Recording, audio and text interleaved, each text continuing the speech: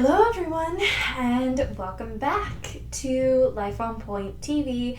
If you are new to this channel, welcome. My name is Ellie. I'm the founder of Life on Point, which was established in 2016. Today, what I'm sharing with you guys is what I've learned training alone. Now, a lot of dancers, I feel like, don't talk about this. There's a level of vulnerability that comes with training alone, and I wanted to share what I do, the mindset that I've put on, kind of the history and all of that. If you guys are new and have not subscribed yet, please subscribe. Give this video a thumbs up. So, without further ado, let's get into this. So, I've been training alone, pretty much, for a lot of my dance career. I've been dancing officially for 15 years, and when I trained with Janet Kirks, who is my former ballet teacher, a lot of you will know her from videos, I had private lessons with her for years. I had a couple of people that came and went out of my classes throughout my entire life. I didn't really start dancing with other people until I went to Civic Dance Center in 2012 and then moved to Los Angeles Ballet Academy in 2014. So all of my graded exams were taken alone, and there was only, I think, all of my vocational exams were with at least 1 to 2 people, except for my advanced 2. I did my advanced 2 both times by myself. And this meant I needed a lot of self-motivation, which is really, really difficult to do for yourself. Self-motivation is very hard to kind of engage with yourself, and it also meant that when I got around my other peers and things like that, I wasn't very confident in my own ability to dance. I wasn't as confident in the way that I performed. I did feel really self-conscious. There's a mosquito. Oh my god. Bug repellent. I literally drench myself with this as soon as the weather gets warmer. So I did feel really self-conscious, and more in the sense of like wondering what other people thought of me. Not necessarily the teachers. I wasn't necessarily like, I was hard on myself, but not necessarily in the same way. But I definitely was very leery about how other people perceived me. What shifted my mindset was really realizing that the best way to motivate myself was to watch everyone else around me and then be better than them. And this was around 16 when this mindset shifted in me. I wasn't really a big go-getter. I wasn't like really big into the whole competition thing.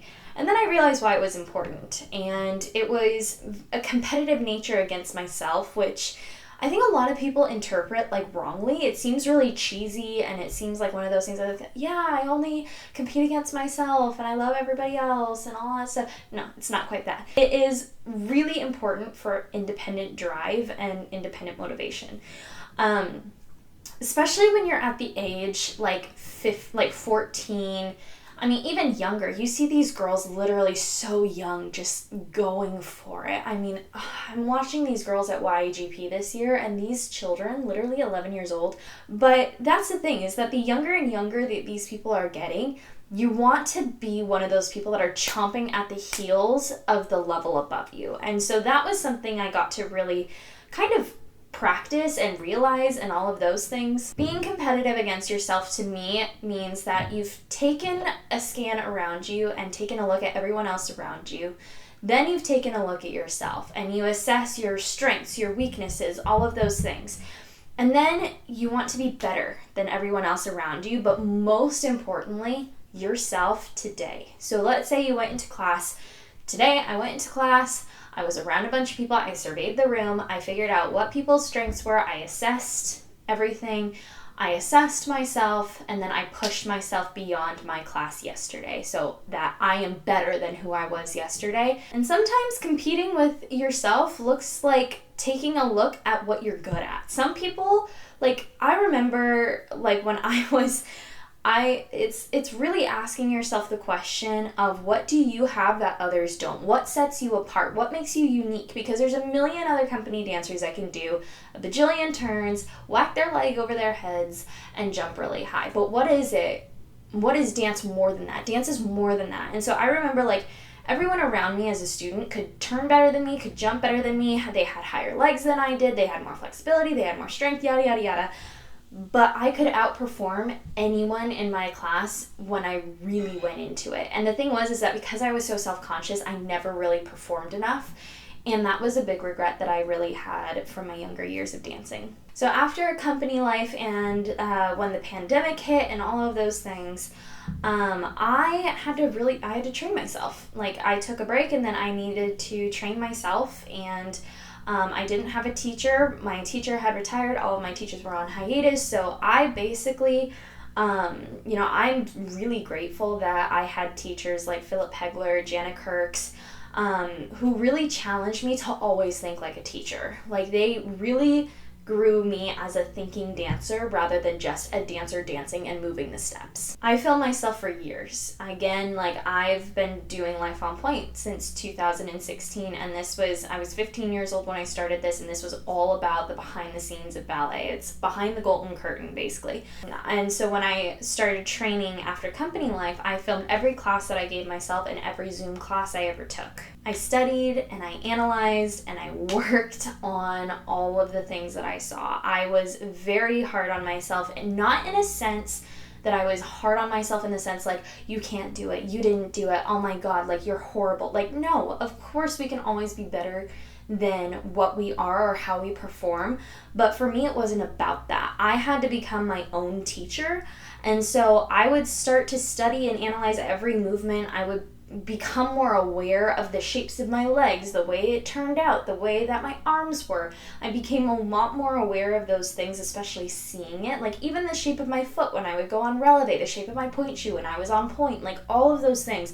I became very aware of those things. And when you don't have a teacher training you, or that's on your butt in rehearsal about to take class, like, and maybe your teacher doesn't correct you, you need to be your own teacher. And that was something that I had to learn, because when you're in a classroom of like 16 people, you're not going to get a correction every single minute. You're not going to get a correction every single class. Took notes on myself and evaluated myself as if I was my own teacher, and as if I was my own student with the potential to be great. And so you have to be willing to see yourself, see the potential that you have in yourself, see the talents that you have in yourself, and then grade yourself on it, and then really realistically start to put it into practice.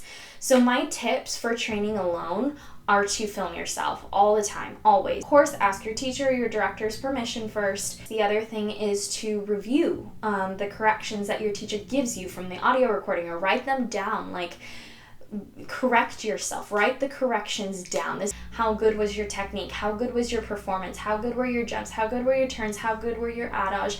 How good was your bar? What can you improve on in these areas? Give yourself notes as if you're a teacher giving another student notes. During warm-up before your classes, by the way, every dancer should be warming up before classes at least 5 minutes. You don't need to do anything too crazy, but 5 minutes before class, be there and do some warm-up. But during your warm-up, take a look at what your corrections are so that you can be really intentional with your classes. And your teachers will see that. They will see the hard work you're putting into that, because that is very, very important.